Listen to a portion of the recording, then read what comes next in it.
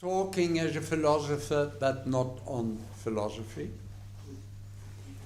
I have just one thesis and an observation leading to it. And I'm not able in the short time which is foreseen to refer to all the different aspects which have come up yet this morning. So I'll start somehow anew. I'm not really speaking about diplomacy, as you see, but the term will come up, but in another context. The conventional context is that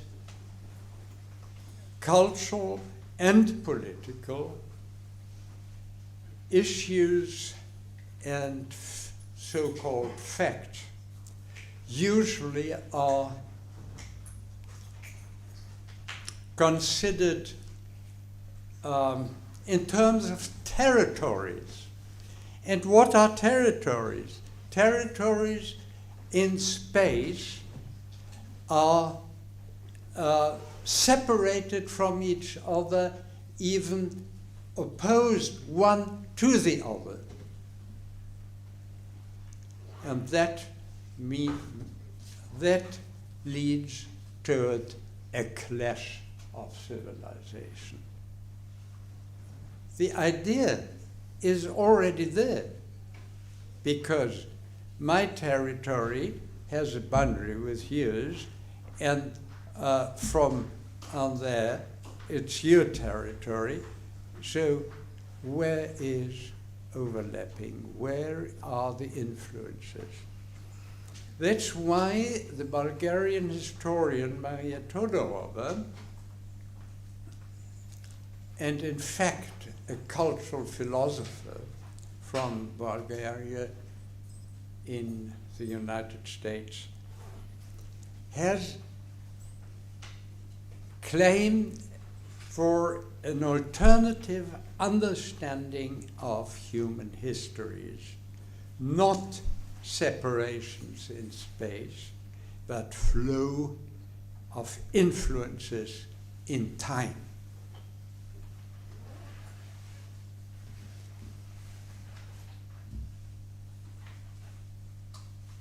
After the World War II, after the invention and the use of the atomic bomb, Russell and Einstein claimed in a manifesto to think in a new way. What they meant was, we can no longer consider war as a means of politics. And we have learned in the meantime that to think in a new way does not only refer to the realm of atomic nuclear warfare, but to absolutely all levels of policies around the world. With two friends, we have published, under the title To Think in a New Way, a manifesto some 10 years ago, the so-called Potsdam Manifesto, in which we claimed also to abandon a war which never was declared, but always fostered, the war of our civilizations against nature. In the context of these changes, or claims for changes, I would like to refer to foreign cultural policy in another way. I start with a statement which Boutros Ghali, as United Nations General Secretary, gave us here in Berlin a couple of years ago in the context of the Humboldt Forum, which I'm coming back to in a couple of minutes, claiming for a policy for peace and democracy as what really should be considered culture. And his statement was repeated until his recent death with all decision he could, you can think of. He claimed that the institutions of the states and the international institutions are not able to cope with the questions of this world.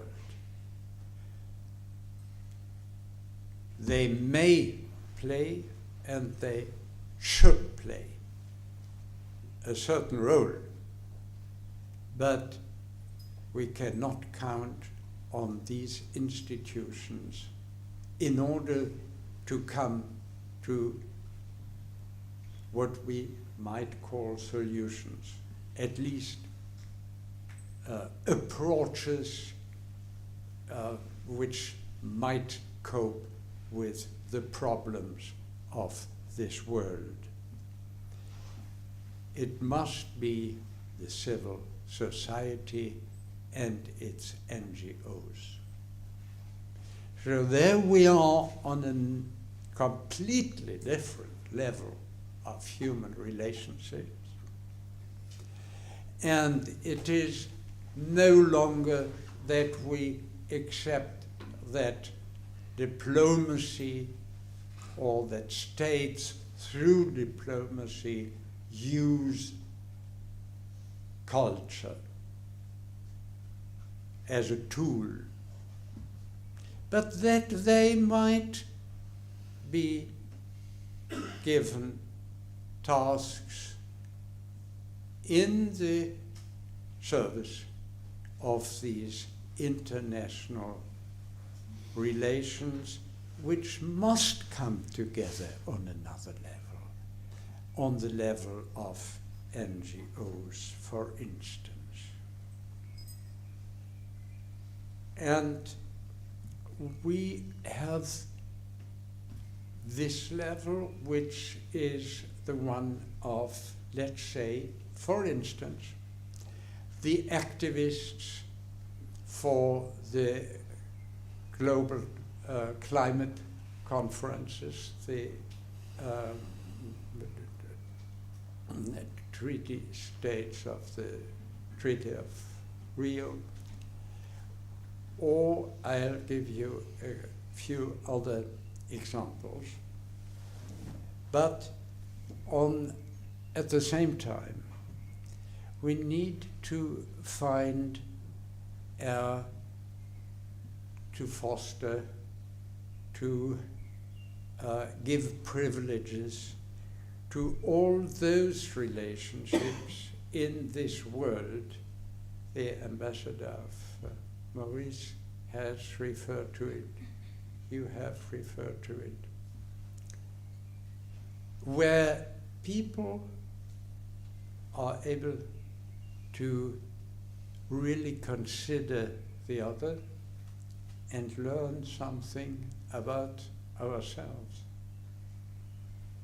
Because it is by the other that we become aware of what we are. Our fantastic Eurocentrism is so brilliant that we even do not know what it means.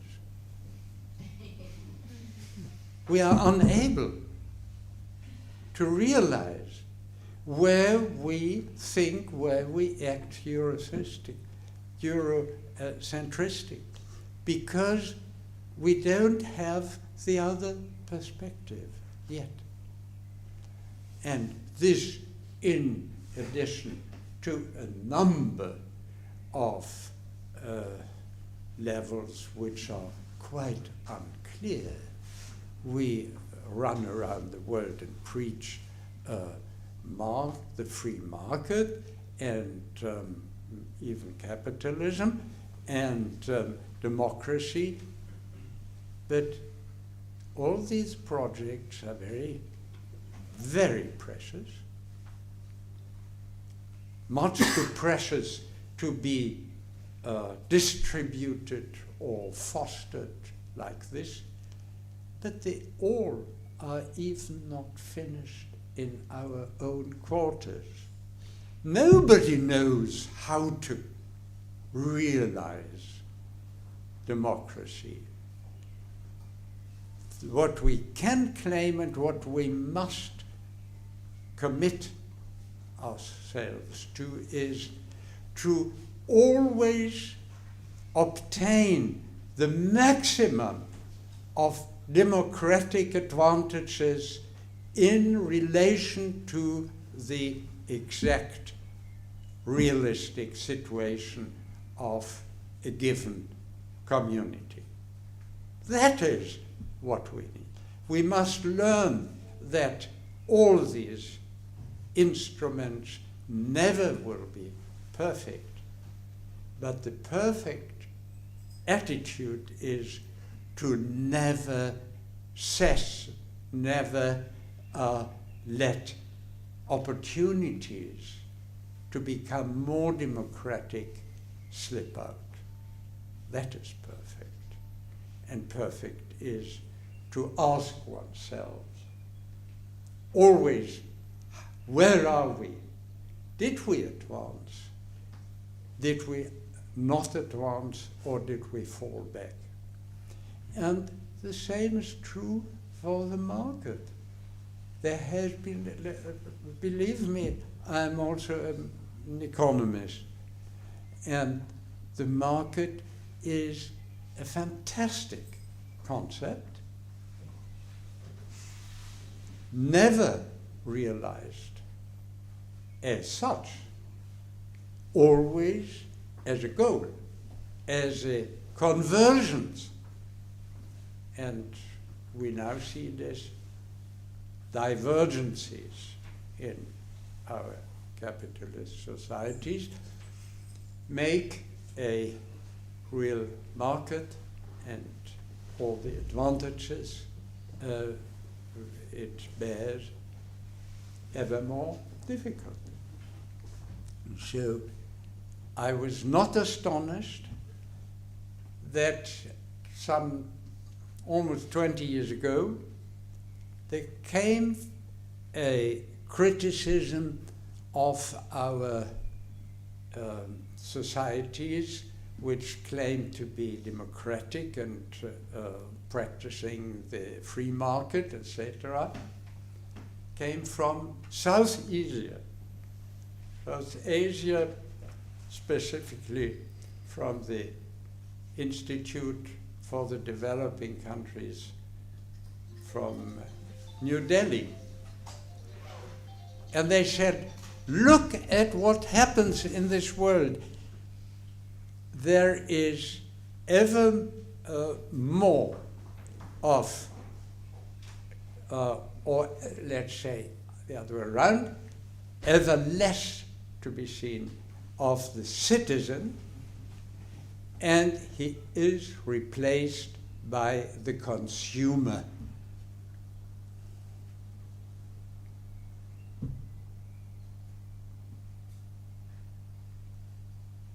This criticism came from Asia,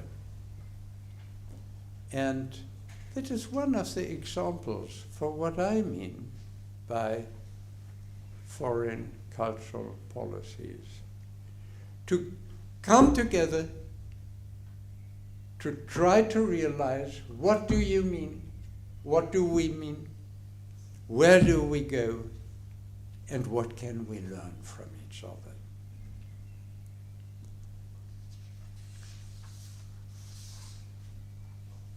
I think we can't do better today than just evoke a certain number of examples.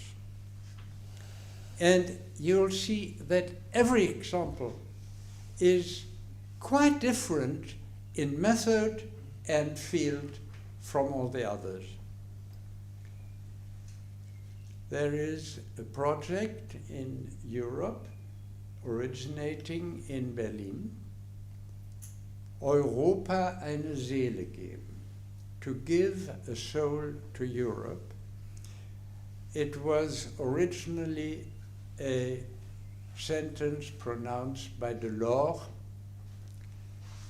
and they didn't correct him, I should say, because it's not the question whether we give a soul to Europe. We must try to permit the soul of Europe to live. That is different. But what they are doing is in this line, encouraging in all of our European countries approaches to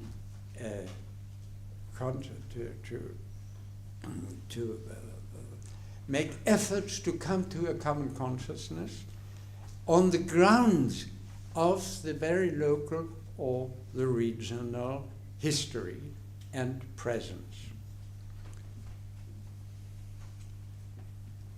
We have in Berlin another project which is huge enough to become a little shy. Das Humboldt-Forum in der Mitte von Berlin. To offer a dialogue to the cultures of the world with the explanation with which the Humboldt Forum was decided to occupy the central place of Berlin by the Bundestag in 2002. The first thing, I have been a member of a very small group initiative for the Humboldt Forum, a civic initiative. And we said, in the first place, a dialogue with the cultures of the world. Maybe we better ask the cultures of the world what they expect from a dialogue. Maybe there are preconditions. What are the experiences of different cultures of the world with Germany? Some people said, oh, we're doing quite well in Berlin. Now we are there, and there is a forum of so-called experts representing the many different cultures from Turkey and Kenya and all other parts of the continents.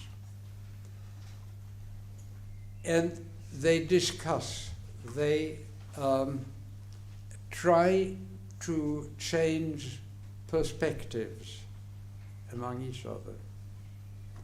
And I hope there really will be a possibility to become better aware of each other, and to create these museums as places where the public, where everybody, so to speak, can participate in this change of perspectives.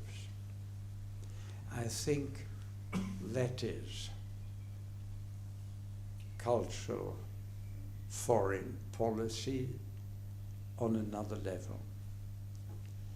And probably diplomacy can be very helpful, but helpful. We have already, parallel to our embassies, the cultural foundations like Konrad Adenauer, like Ebert Stiftung, and so on. And that is not a coincidence. We need them. And we see at the same time how difficult it is in countries like Russia, like Turkey, like Egypt, like China, where these foundations cannot act freely or not at all, or under a very strange rule, so that we are thrown back to the level of embassies, because they cannot put the embassy under tutelage, which they try in many cases in these countries. So there will be a to and fro, but we see that the core of the substantial work is in the hands of these many foundations, and fortunately they are differently orientated already because of the German political parties that they represent.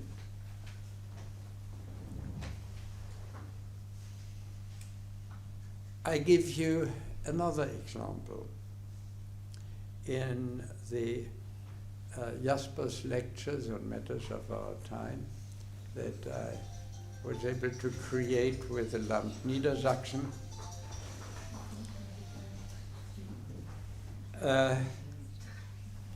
we listened to a friend from a wonderful Islamist from Paris, originally from Algiers,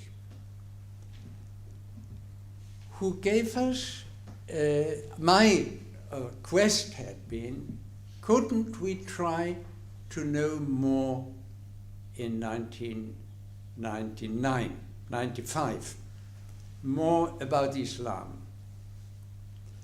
Can't we try to push away the screens of fundamentalism and modernism? And then these Islamists said, no, that is not that easy.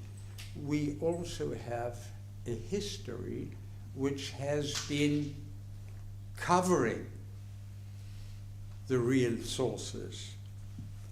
And Mohammed Akhkoun explained to us that the history of the Islam in around 1200, let's say, so, had been what he called an étatisation.